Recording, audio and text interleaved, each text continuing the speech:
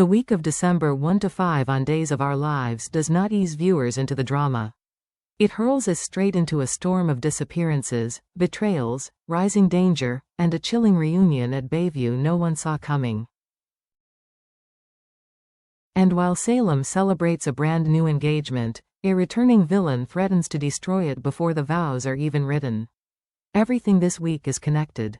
Every storyline escalates. And every character is pushed toward a breaking point. Let's dive deep into the biggest shocks of the week, and what they mean for Salem going forward.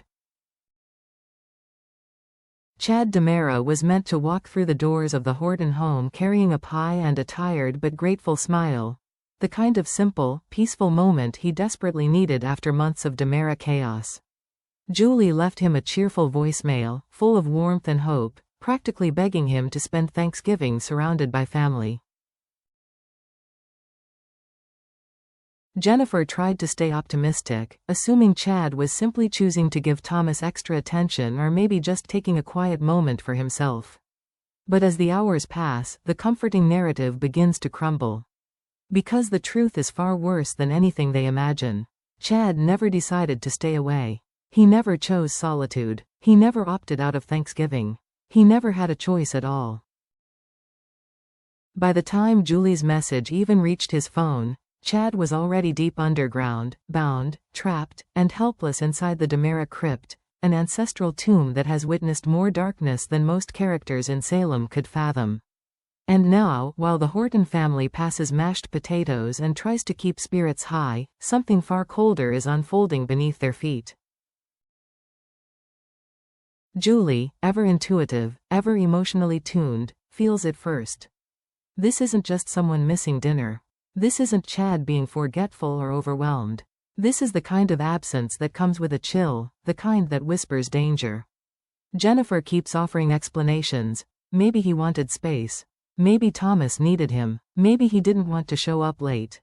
But even she starts wavering when Chad doesn't answer a single follow-up call. Meanwhile, the kidnapper stays one step ahead.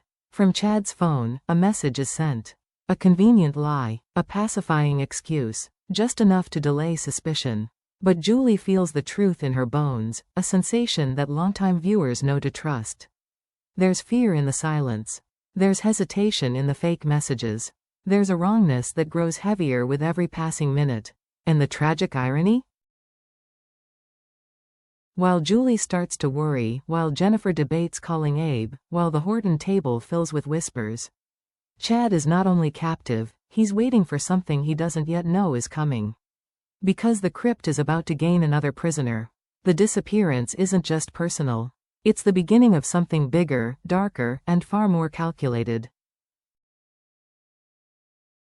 The week's most shocking escalation comes when Theo Carver becomes the next victim, a twist that shakes both the audience and Salem itself. Theo is not the kind of person who slips away quietly. He doesn't miss appointments. He doesn't cancel dates with Jada. He doesn't disappear without checking in with Abe, especially now, when their father-son bond is stronger than ever. So when Theo suddenly goes off the grid, when calls go straight to voicemail, when text messages remain unread, Salem senses it immediately. Something is terribly wrong. And the truth is even stranger than anyone could guess. Theo wakes up not in an alley, not in a basement, not even in a simple holding room, but in the DeMera crypt, face to face with Chad, and standing alongside Tony and Kristen. A twisted gathering of DeMera bloodlines and DeMera victims, all trapped together in the cold stone heart of the family's legacy. The image itself is haunting, the flickering torchlight, the echoes of footsteps, the unspoken panic running between them. The unsettling sense that whoever put them here knows exactly what they're doing. This isn't sloppy. This isn't impulsive. This is organized. And it becomes even more chilling when the group discovers human bones hidden within the crypt, remnants of a forgotten chapter of DeMera history. Bones that shouldn't be there. Bones that hint at a secret burial. Bones that suggest they're not the first to be imprisoned here, and they might not be the last. As the captives piece together the clues, a disturbing pattern emerges. Chad wasn't targeted alone. Theo wasn't taken accidentally. Tony and Kristen weren't caught by coincidence. This kidnapper understands DeMera lineage. They understand DeMera's secrets. They understand the power of fear and the significance of the crypt. What started as one man missing Thanksgiving has mutated into something far larger. A DeMera conspiracy. A family reckoning. A mystery reaching back through generations. The bones say it all. This isn't a random attack. This is a message. Someone is resurrecting the past. Someone is digging up old sins. And someone wants the DeMeras trapped together, possibly to force a confession, or to erase the line completely. Whatever the motive is, one thing becomes clear: the kidnappings are not over. The crypt will not stay quiet. And the truth buried beneath Salem is about to rise. For weeks, Rachel Black has been spiraling down a psychological slope that no one around her can stop. The violent mood swings, the rage-filled outbursts, the sabotage that nearly killed Sarah, and, most disturbing of all, the buried memory of shooting E.J. DeMera suddenly breaking through the surface. This isn't a rebellious teen storyline anymore. This is trauma collapsing in on itself. So when Bayview finally calls with an open bed in the adolescent psychiatric ward, Marlena, Brady, and even the court system agree. Rachel needs intensive inpatient treatment. Not therapy, not supervision, not grounding, treatment, real, clinical intervention. And on paper, yes, it's the right choice. Bayview has helped dozens of Salem residents reclaim their sanity, or at least stabilize long enough to face their demons. But in Days of Our Lives, Bayview is never a quiet solution. It's a pressure chamber, a crucible, a place where storylines flip and characters transform. And as Rachel steps through the cold sliding doors, escorted by staff, her anxiety is palpable. The sterile hallways, the humming lights, the distant sound of someone screaming from another ward, the overwhelming sense that she is no longer in control. Rachel looks small, lost, terrified. Her mind is a storm of guilt, confusion, and desperation, the perfect storm that makes her vulnerable. And that vulnerability is exactly why this next twist hits like a punch to the gut. Because someone is waiting for her. Not a doctor, not a therapist, not another lost teenager in need of help. No, Rachel's roommate is Sophia Choi. The girl who has spent weeks frozen in a trance-like state. The girl who could not speak, could not respond, could not even blink when spoken to. The girl the entire town pitied, a fragile, broken butterfly crushed by trauma. Except, she wasn't, and Bayview is where the truth finally crawls out of the dark. The moment Rachel is left alone in the room, Bayview's door clicks shut, and everything changes.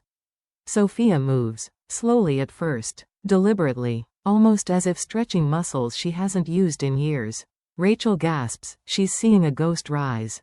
Sophia lifts her head, her eyes sharpen, awareness floods in. And then, with the calmness of someone who has been waiting for this exact moment, she says, "Hi, Rachel."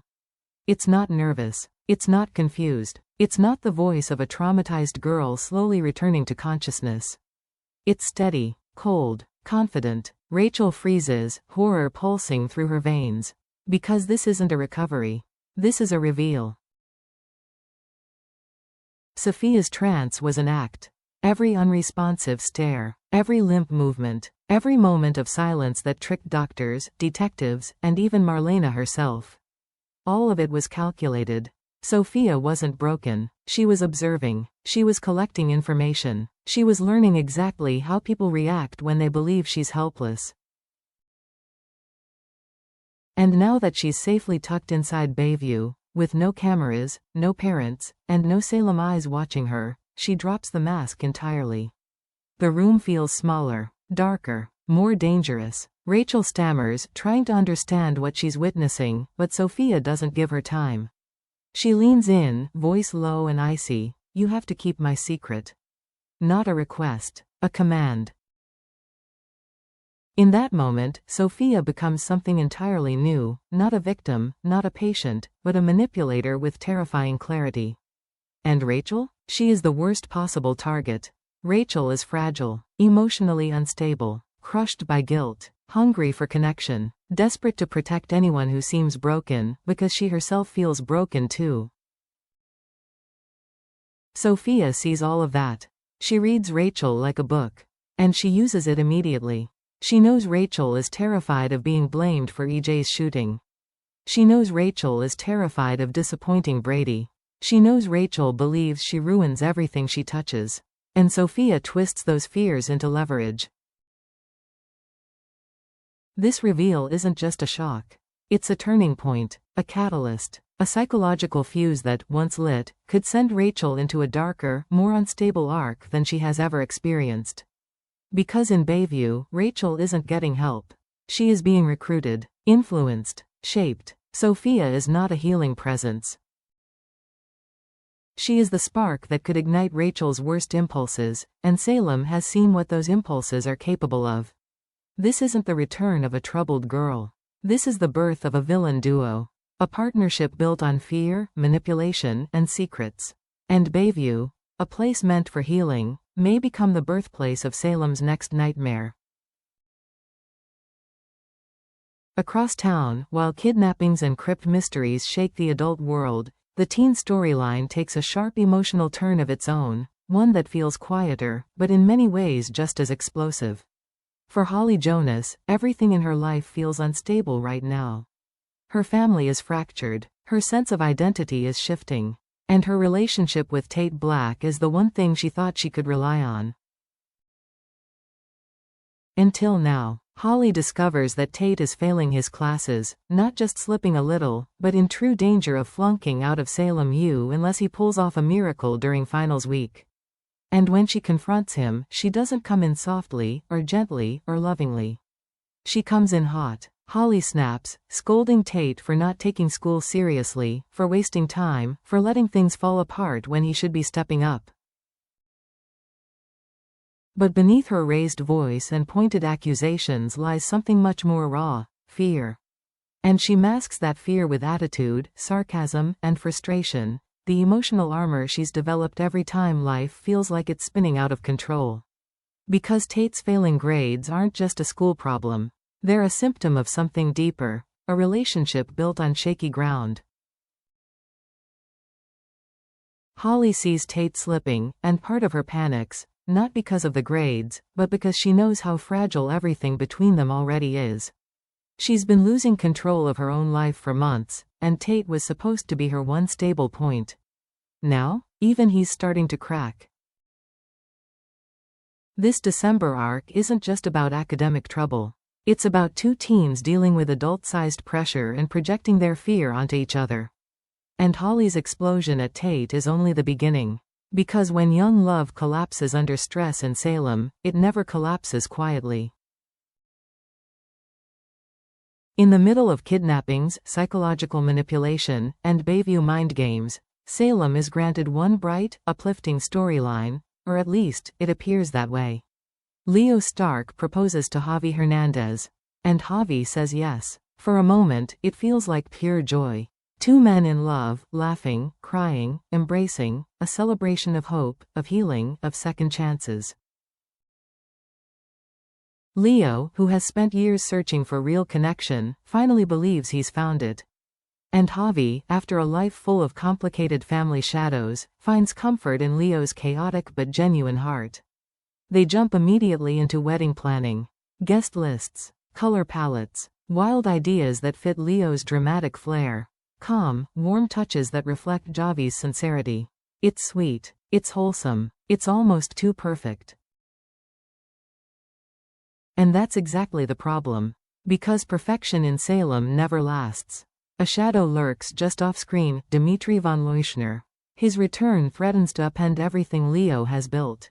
His history with Leo isn't just romantic, it's toxic, messy, and unresolved. And Dmitri is not the kind of man who quietly steps aside when someone else gets the happy ending he thinks he deserved. The engagement isn't just a storyline about love. It's a ticking clock, a setup, a countdown, a fuse already burning. Because if Dimitri has his way, Leo won't be walking down the aisle. He'll be running back into old habits or old arms. Leo and Javi's romance feels light and joyful now, but their wedding plans are being constructed under a storm cloud. And the first thunderclap is coming sooner than they think. The week of December 1 to 5 isn't just dramatic. It redefines the board. Chad is missing, swallowed by the DeMera crypt. Theo is kidnapped, dragged into a family mystery he never asked for. Hidden bones are uncovered, hinting at a secret someone is desperate to keep buried. Rachel enters Bayview, not for healing, but for corruption as Sophia Choi drops her trance and reveals the darkest twist of all. Holly and Tate collide, their relationship breaking under the weight of fear, pressure, and growing insecurity. And Leo and Javi celebrate an engagement that already carries the shadow of Dimitri's return. Every storyline tightens, every relationship shifts, every secret grows louder. This week doesn't just push Salem forward, it cracks open the floor beneath it. Villains are waking up, heroes are disappearing, families are fracturing, and new alliances, dangerous alliances, are beginning to form. This is the week where the energy shifts. The week where nothing stays predictable. The week where the writers prepare Salem for a December full of twists, betrayals, reveals, and psychological warfare. By the time Friday's credits roll, Salem will feel different, and the characters trapped inside these storylines will never be the same again.